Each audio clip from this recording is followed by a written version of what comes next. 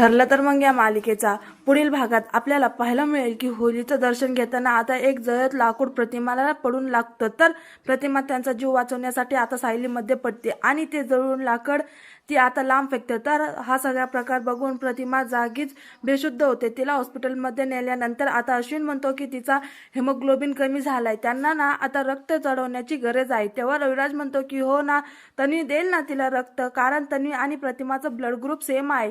तर इकडे प्रियाने सगळं बोलणं ऐकलेलं असतं आणि ती लगेच तिथून पळून जाते, कारण तिला माहित असतं की आपलं पितळ आता उडत पडेल।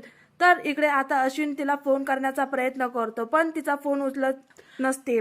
त्यामुळे सायली म्हणते की मी ब्लड डोनेट करते। सायलीचा ब्लड ग्रुप मॅच झाल्याने अश्विन आता रविराजला म्हणतो की सायलीचा ब्लड ग्रुप ओ निगेटिव्ह आहे आणि तो प्रतिमा सोबत मॅच झालाय। तर अश्विनचं बोलणं ऐकून रविराज विचारात पडतो की मित्रांनो, येणाऱ्या पुढील भागामध्ये लवकरच सायली खरी तन्वी आहे हे सगळं सत्य आपल्याला पाहायला मिळणार आहे।